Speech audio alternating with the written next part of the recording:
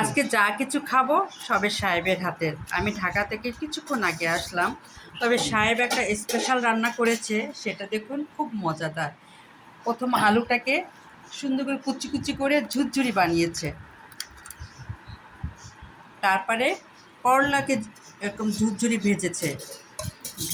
ভাজার পরে এই দেখুন পেঁয়াজ আর রসুন বেরেস্তা করেছে, তার সঙ্গে এই দেখুন শুকনা মরিচ।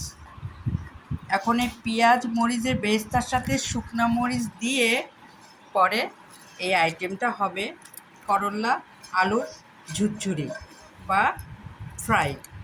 খুব টেস্ট হবে কিন্তু খেতে, কারণ এটা দেখেই মনে হচ্ছে খুব লোভনীয়। এই দেখুন এত সুন্দর করে মচমচা ভেজেছে, যেটু মুখে দিলাম খুব সুস্বাদু।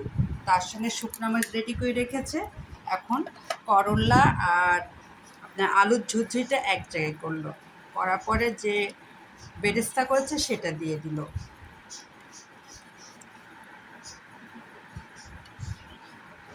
উনি কিন্তু রান্না অনেক খুব ভালো পারে, বাবুর্চির সঙ্গে তুলনা করা যায়, কারণ উনি যে কোনো রান্না খুব সুন্দর যত্ন সহকারে করে।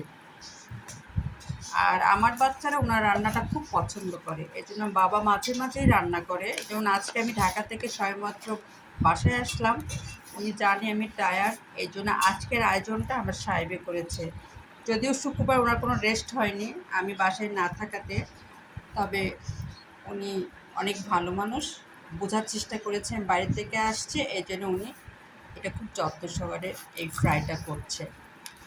করলা আলুর ঝুরঝুরি বা ফ্রাই যেটাই বলেন আপনারা, কিন্তু খেতে খুব টেস্ট হবে।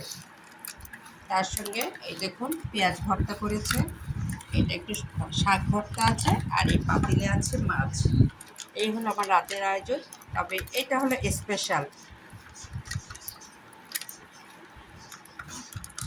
তো সেটা মুখে দাও, খুব মজা হচ্ছে, মানে চেহারা থেকে বোঝা যাচ্ছে। আগে আলুটাকে কুচি কুচি করে সুন্দর করে তেল দিয়ে ফ্রাই করে নিচ্ছে, তারপর করলাটাকেও কুচি কুচি করে চাক চাক করে কেটে ফ্রাই করছে, তারপরে রসুন আর পেঁয়াজ বেরেস্তা করেছে, তার সঙ্গে তো লবণ দিয়েছে অবশ্যই, আর তেল ছাড়া তো আর বেরেস্তা হবে না, তেল তো অবশ্যই আছে। আর শুকনো মরিচ আলাদা করেছিল গুঁড়া। পরে সবগুলো এক জায়গায় করে এই দেখুন মাখানো হয়েছে, তার সঙ্গে যোগ করা হয়েছে সরষের তেল। দেখুন কালারটা দেখুন সেই সুন্দর হয়েছে। আমরা মাঝে মাঝে ওনার হাতে এরকম স্পেশাল খাবার খেতে পারি, কারণ উনি যেখানে কোনো নতুন খাবার দেখলে একটু কৌতূহলে, যেহেতু পারি বিধায় কৌতূহলে শিখে আসে, পরে ওটা আমাদের করে খাওয়ায়, যেটা আজকে। কারণ এটা আমি কখনোই রান্না করি নাই, আমার সাহেবের হাতের রান্নায় আমরা আজকে সবাই খাবো। এখানেই রাখলাম, আল্লাহ হাফেজ।